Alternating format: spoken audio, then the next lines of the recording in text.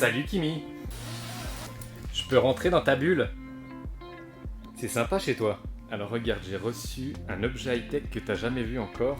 Essaye de deviner ce que c'est. Un téléphone. Non, ça se voit, tu me prends pour une blonde ou quoi? Alors, t'en penses quoi? Ouais, c'est bien, il est petit.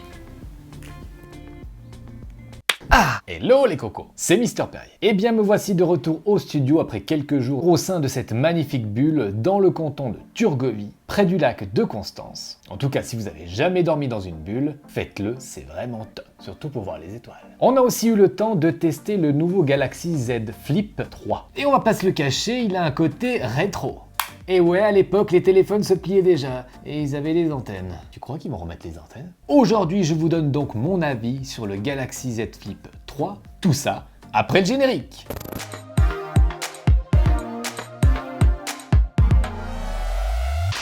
Alors mes chers cocos, il va vraiment falloir prendre l'habitude que les boîtes maintenant ont vachement désépaissi. Et on sait pourquoi, il n'y a plus les chargeurs dans la boîte. Quand on disait que c'était mieux avant. Alors voici le Galaxy Z Flip 3 5G. Alors ils l'ont appelé 3 alors qu'avant c'était le Galaxy Z Flip.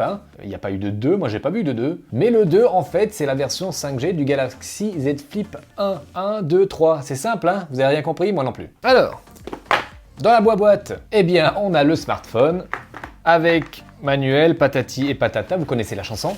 Et il arrive donc ouvert le petit. Vous allez donc le plier pour la première fois. Vous verrez, ça fait bizarre. Alors il existe le Galaxy Z Flip qui fait un petit peu flipper. Et il y a le Galaxy Z Fold qui lui a une forme sensiblement différente parce qu'il va s'ouvrir justement comme ça, c'est un plus grand truc. Et il se transforme plutôt en une tablette de poche. Alors je trouve que le Fold est sympa, mais moi j'ai jamais voulu avoir une tablette forcément dans la poche. Pour moi une tablette ça sert pour bosser, faut qu'elle ait une bonne taille d'écran, donc c'est pas ce que je cherchais sur un téléphone pliable. Par contre ce petit coco, comme l'a très bien dit Kim, c'est bien, il se plie, il prend pas de place. Et c'est ça que je trouve vraiment cool avec ce smartphone. Et là où Samsung est encore plus crédible cette année, c'est qu'il a baissé le prix. Au début les smartphones pliables on était plutôt dans les 1500, 2000, que cette fois ils ont fait fondre le prix et on est à un peu plus de 1000 € ou 1000 francs suisses pour 128 Go. 128 Go c'est pas le haut du top, mais c'est mieux que 64 et même 16 Go que nous servait des fois Apple. Autre chose vachement intéressante, ces smartphones pliables sont enfin étanches. Alors évitez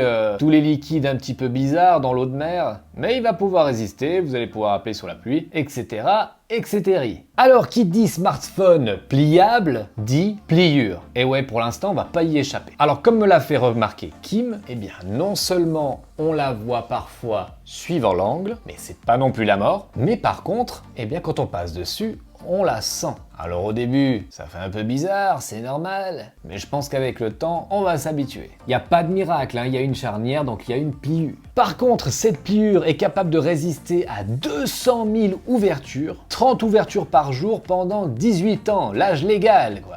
Je vous avais dit qu'il faisait flipper. Alors pour déverrouiller le flip, on a un capteur d'empreinte sur le bouton power. Et il fonctionne super bien, il est hyper rapide. On peut aussi utiliser la reconnaissance faciale, mais c'est de la 2D, c'est pas autant sécurisé que l'empreinte. Donc je vous recommande l'empreinte. Alors même si certains y arrivent, pour le déplier à une seule main, c'est possible, mais c'est pas idéal. Il vous faudra deux mains. Pour aller chercher le control center ou les notifications, eh bien il faut faire une certaine gymnastique parce qu'il est très haut. Il a un superbe écran dynamique AMOLED de 6,7 pouces avec un format 22/9 et un taux de rafraîchissement 120 Hz adaptatif, ça c'est vraiment le top. On a aussi un petit poinçon avec une caméra selfie de 10 millions de pixels et avec le mode flip, on peut le poser et ensuite détecter la paume pour faire des selfies. On s'est beaucoup amusé avec Kim.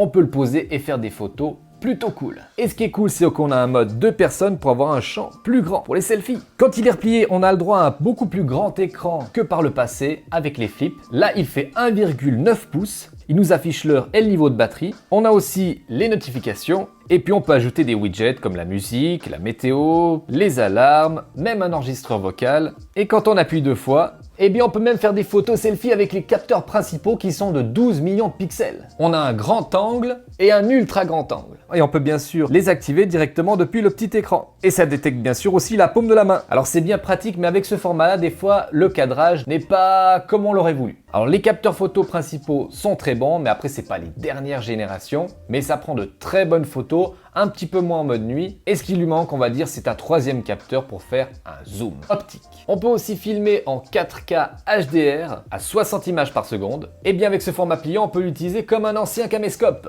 Et pour se filmer en mode selfie, c'est aussi très cool, on l'a bien en main. On peut aussi le poser facilement pour se filmer. Et tout ça bien sûr aussi en 4K jusqu'à 60 images par seconde. Par contre, pas du 8K. Mais bon, la 8K, on n'y est pas encore. Et ce qui est cool aussi avec ce mode flex, c'est qu'il s'adapte à de nombreuses applications. Donc quand vous le pliez, eh bien l'application va s'adapter et puis comme ça on va pouvoir regarder sa petite vidéo YouTube facilement.